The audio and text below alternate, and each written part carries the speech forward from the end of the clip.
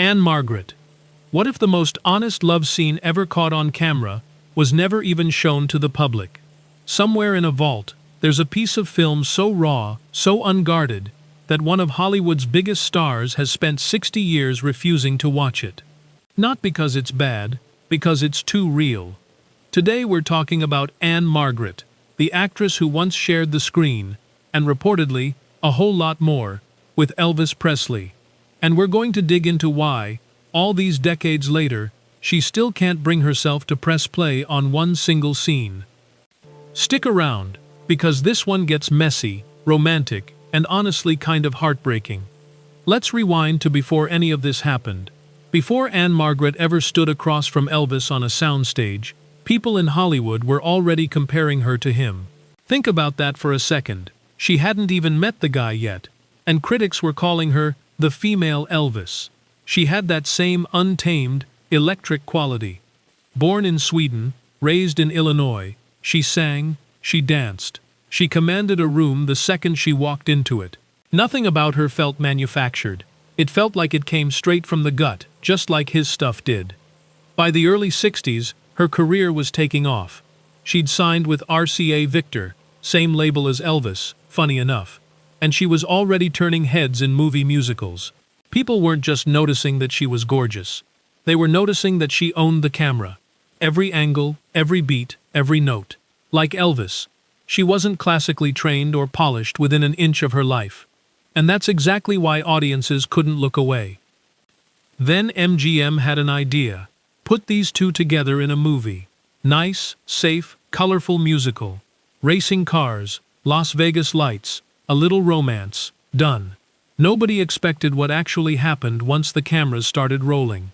That movie was Viva Las Vegas, released in 1964. On paper, it was a fun, forgettable popcorn flick. In reality, it became the moment two enormous personalities collided, and the sparks were impossible to fake. Here's the thing about Elvis at that point in his career. He was the king, sure, but he was a caged king. His manager, Colonel Tom Parker, had spent years steering him towards safe, cookie-cutter films. Sing a few songs, smile at the camera, cash the check, repeat. Elvis wanted to actually act. He wanted to stretch. He was tired of playing the same guy in a different hat. And then Ann-Margret walked onto set, and by most accounts, everything shifted. She wasn't like the other actresses he'd worked with. She rode motorcycles. She lived loud. She matched his energy instead of standing quietly behind him. From their very first scene together, something clicked, and it clicked so hard that people on set started talking. The director, George Sidney, later admitted he barely had to coach them through their romantic scenes. He said the chemistry was just there. The camera wasn't capturing performance anymore. It was capturing something that felt uncomfortably personal. Like you were watching two real people fall for each other in real time.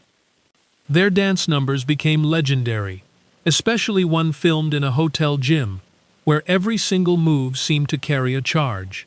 It didn't look choreographed. It looked like two people who'd known each other for years, finishing each other's sentences with their bodies instead of words. And it wasn't just what happened in front of the cameras. Off-set, the two of them reportedly grew close fast. They'd talk for hours between takes, about growing up, about the pressure of fame, about the parts of themselves they usually kept hidden from the world. Elvis was drawn to her background, her drive, the fact that she'd built herself up from nothing in a new country. She, in turn, said she saw something behind the superstar mask, a guy who was actually kind of soft, a little unsure, and just wanted someone to really get him. It didn't take long for their closeness to become one of the worst-kept secrets on the lot. Crew members noticed the way they looked at each other. They were spotted riding motorcycles out in the Nevada desert, sneaking off for quiet dinners, just trying to exist as two people instead of two headlines. And all of that off-screen chemistry bled straight into the movie. Their scenes together had this heat that felt too honest to be scripted. Audiences watching it could sense they weren't just watching actors hit their marks, they were watching something real unfold. Which set the stage for one particular scene. A scene so intimate that MGM decided the world couldn't see it. Buried in the studio's archives sits a duet Elvis and Ann-Margret filmed for Viva Las Vegas, called Today, Tomorrow and Forever. It never made the final cut. Officially, it's just a deleted scene. Unofficially, fans who've seen bootleg copies over the years describe it as one of the rawest things either of them ever put on film. Picture it, a dimly lit room, Elvis alone at a piano, playing something soft. His voice doesn't have that usual playful showman energy. It sounds careful, almost fragile, like he's singing to exactly one person instead of a packed arena. Then Ann-Margret steps into frame, drawn toward him, like the music is physically pulling her across the room. Her eyes never leave his face. The silence between the lines of the song is almost louder than the song itself. Nothing about it looks forced. Every small glance, every little movement, feels loaded with something neither of them is saying out loud. Their other musical numbers in the film are bright and clearly staged for the camera. This one feels private, like the crew stumbled onto something they weren't supposed to see. Once Ann-Margret joins in, their voices blend together so naturally it's almost eerie, like they'd been singing duets their whole lives instead of just a few weeks. They're not performing at each other, they're talking to each other, using the song as cover. Word is, studio executives got nervous. Both stars had complicated personal lives waiting for them outside that soundstage, and a scene this tender, this exposed, felt like it was asking for trouble. So quietly, without much fanfare, the duet got cut. The footage didn't get destroyed though, it just sat there, waiting, becoming, over time, this strange little ghost of a moment that almost was. For Ann-Margret, that scene reportedly represented something much bigger than a deleted musical number. She's said in interviews that filming it felt like the moment the Hollywood gloss fell away completely. They weren't the glamorous actress and the biggest rock star on the planet anymore. They were just two people standing unusually close to each other, in a way that didn't need any explaining. That's probably why the lyrics hit as hard as they reportedly did. A promise of love today, tomorrow, and beyond. When you're told two people meant every word of a line like that, it stops sounding like a movie and starts sounding like a confession. Here's the part that makes it sting even more. This was filmed right when their romance was at its peak, back when it might have still felt possible that the two of them could actually make it work. That scene captured all of it. The hope, the chemistry, the belief that maybe this one could survive everything trying to pull it apart. Which is exactly why watching it back decades later would be so painful.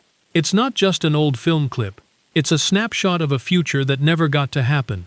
And Elvis's side of it was just as telling, from what people who worked with him have described. The public knew him as this untouchable, confident, grinning superstar. But in that scene, all of that dropped away.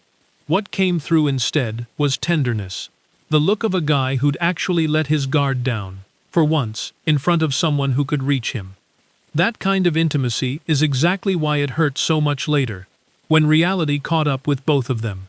Because here's the complicated part of this story. Elvis wasn't exactly free to fall in love. Priscilla Presley had been living at Graceland since 1963, and whatever was happening between Elvis and Ann-Margret, it was tangled up in a situation that already had real weight to it. Nobody walked away from that clean. Ann-Margret later described that stretch of her life as one of the hardest emotional periods she ever went through, caught between genuine feelings for Elvis and an awareness of what that meant for someone else entirely. That tension didn't disappear when the cameras rolled. If anything, it made every look, every note, every quiet pause in that deleted duet feel even heavier. Elvis was wrestling with it too, by most accounts. He'd found someone who matched him, as a performer and, it seemed, as a person. But he also understood exactly what was at stake. And some people close to him at the time pointed to another factor entirely. Colonel Parker's iron grip on every decision in Elvis's career, and, by extension, his life. One associate reportedly didn't hold back, calling Parker's influence not just controlling, but genuinely damaging. That pressure shows up in Elvis's performance during this stretch of filming. A kind of quiet sadness sitting underneath scenes that were supposed to feel light and fun. By the time filming wrapped on Viva Las Vegas in late 1963, both of them had to face something they couldn't keep dodging. Whatever they had, it was real. But the walls around them were realer. Careers, contracts, managers, public image, and yes, Priscilla, waiting back at Graceland. The end of the shoot wasn't just the end of a movie. It was the slow, drawn-out beginning of a goodbye. It didn't happen all at once either, which somehow made it worse. Elvis went back to Memphis, and back to his life. Ann-Margret stayed in Hollywood, and threw herself into work, trying to outrun the ache. They stayed in touch for a while, but distance has a way of making things final, even when nobody says the word. Here's a detail that gets me every time.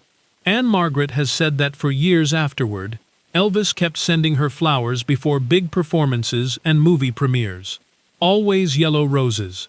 Always a simple card, signed just Elvis. Sweet, sure, but also a quiet reminder of everything that didn't get to happen between them. You can actually trace what came next in both of their careers.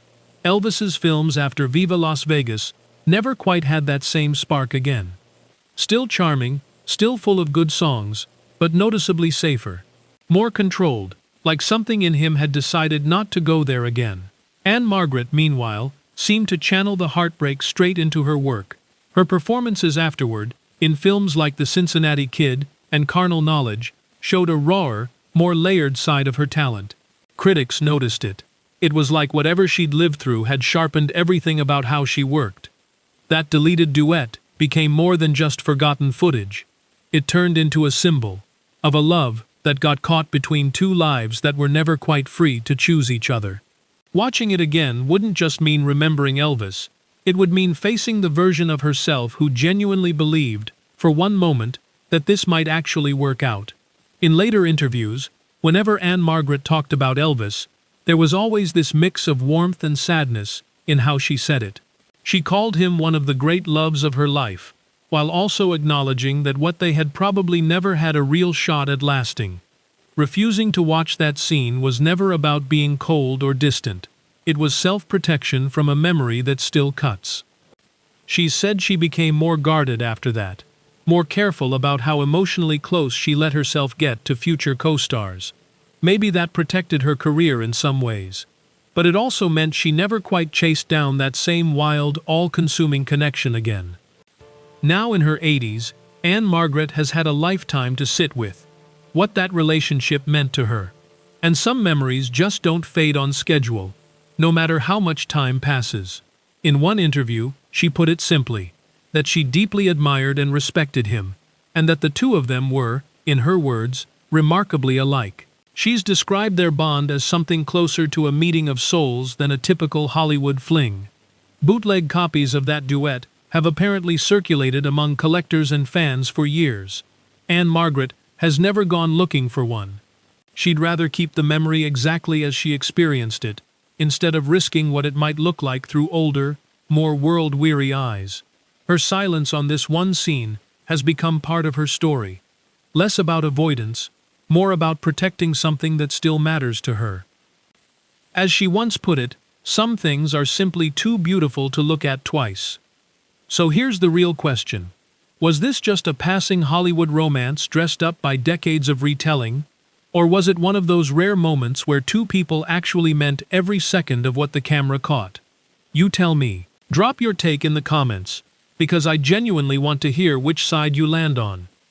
And hey, if this story stuck with you even a little, do me a favor and hit like, subscribe, and pass it along to somebody who'd appreciate a good, slightly heartbreaking piece of old Hollywood history. There's plenty more where this came from.